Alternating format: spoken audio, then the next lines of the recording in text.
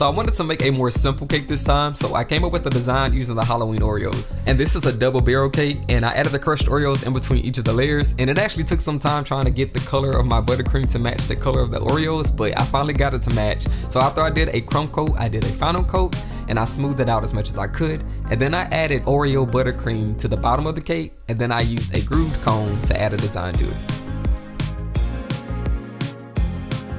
Next, I used my edible printer to print out this pumpkin face that I added to the buttercream, but I had to do it very carefully because I did not want to mess the buttercream up at all. But after that was done, I did then a chocolate ganache strip, which I now realize looks like the pumpkin has here. But then I added the Halloween Oreos to the top of it, and then I added in Oreo buttercream in between each of the Oreos. And lastly, I added more Oreos to the bottom of the cake to finish the design, and that's the cake complete.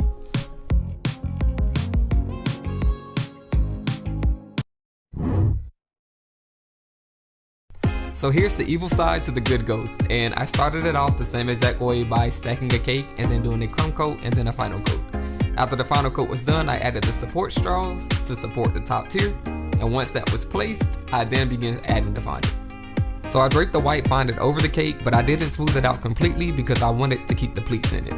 And next I used fondant tools to mark the facial features of the ghost, and then I filled it in using a paint, which is black gel food coloring and clear vanilla extract. And then I used petal dust to add more details.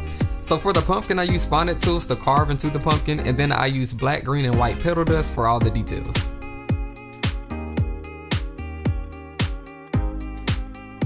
Next, I made the teeth using gum paste because it hardens more than fondant would, and then I added details to that using petal dust as well. Then I placed the hat and added details to match the evil side and pushed in the arms, and that's the cake complete. Now he has his evil side and his good side.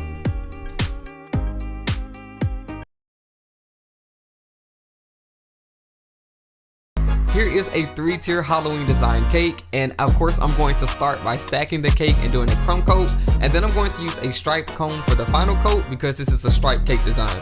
So I'm going to fill in all the spaces with orange buttercream, and then I'm going to carefully smooth this cake out until I get the stripe as clean as I can get them. Then I'm adding sprinkles for a bottom border, and then adding support straws to support the top tiers. And for the middle tier, I added black fondant to the cake using the paneling method, and then I added spider webs, which is just melted marshmallows, and this was so messy, but it was also so fun to do.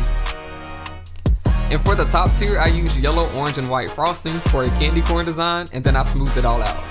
So now I'm going to carefully stack the cake and then start adding all the details. So for the middle tier, I added candy eyeballs, and for the bottom tier, I added a black chocolate ganache strip, and the top tier, I added candy corn. And to top this whole cake off, I added a tiny Halloween bucket, and that's the cake complete. So this time I made a Squid Games themed cake, and I used vanilla cake that I colored green because I wanted it to match the uniforms, and then I used vanilla buttercream to do a crumb coat and then a final coat after that. I am covering this cake in fondant, so I want to make sure that my buttercream was as smooth as I could, and I covered it in hot pink fondant because I wanted it to match the guards in the show. And once it was all covered, I then cut off the excess and then added support to support the weight of the top tier. So for the top tier, I'm covering the cake in green fondant, and I'm using the paneling method, but I messed it up, but it was okay. So I added it to the bottom tier, and this will match their uniforms, so I'm adding the zipper and the shoulder details, and then patch 456 for the main character's number. For the bottom tier, I'm adding in the different symbols that the guards wore, the square, the circle, and the triangle, and then the honeycomb sugar for the topper. And that's the cake complete. And of course I had to try the doggone challenge, and I actually did it.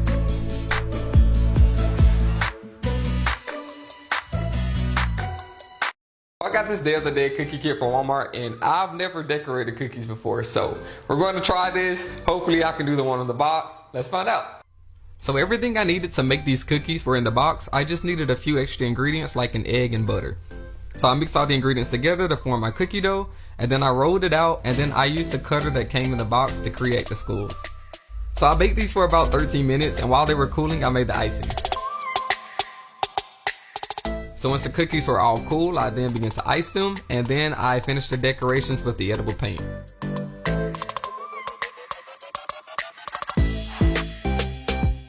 Alright, so this is my finished Day of the Dead cookie. I think I did pretty good. It looks like the one on the box, so I think that's mission accomplished. If y'all give it a try, make sure you pick it up from Walmart and send me pictures. I want to see what y'all can do.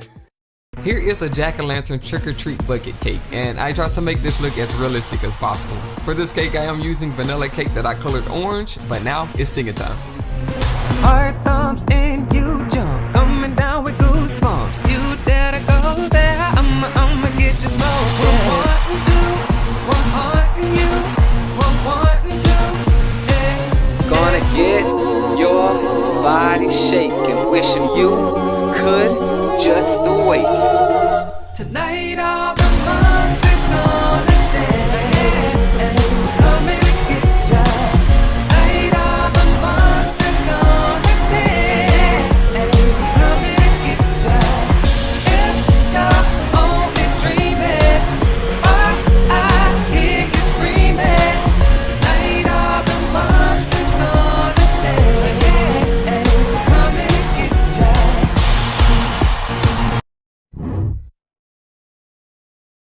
So this is a happy pumpkin ghost cake, and I wanted it to look like the ghost is popping out of the pumpkin. So of course I had to stack the cake first using Swiss meringue buttercream. I did a crumb coat and a final coat, and then I added support for the next tier. And for this tier I did the same exact thing using an acetate sheet to smooth the cake out. So once the cakes were all stacked, I then started applying the fondant. So I didn't smooth the fondant all the way out because I wanted it to look pleated, and then for the bottom I wrapped it in orange fondant. Then I cut the top edges to make it look jagged, and then applied the rest of the details to the bottom tier. Next I added the eyes, and I wanted it to look cute, so I made the tongue stick out and I added glossy eyes by using white fondant. And then I used pink petal dust on the cheeks, and then it was time to start making the face for the pumpkin. So again I used all fondant for this, making the mouth and the eyes, and then added little cheeks to make it look like it was blushing. Then I made a hat for the ghost, which is just the lid of the pumpkin, and I added lollipops and candy corn, and that's the cake complete. And there is an evil side to this cake, but that's for another video.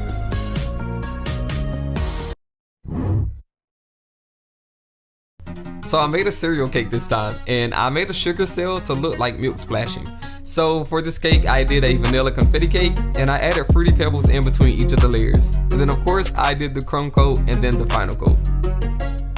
So once it was all smooth, I then added support to the bottom two tiers just to make sure that the weight was not too much from the higher tiers.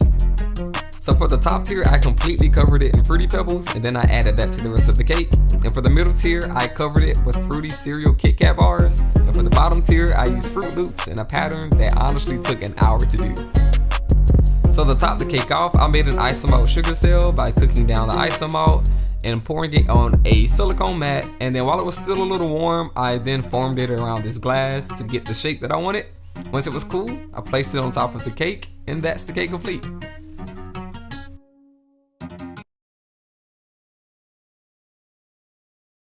I know you're somewhere out there, somewhere far away. I want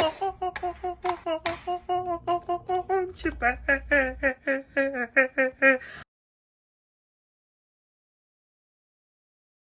So I created a modern design cake, and I used Wilton's flavored fondants for the decorations.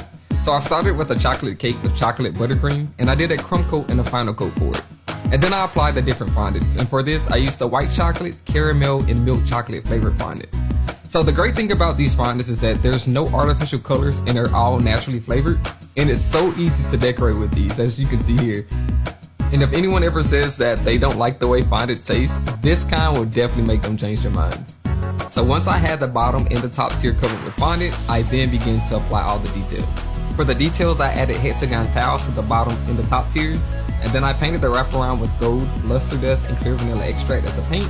And I did the same thing for the sugar cell, and then I added balls of flavored fondant inside the sugar cell. And that is the cake complete.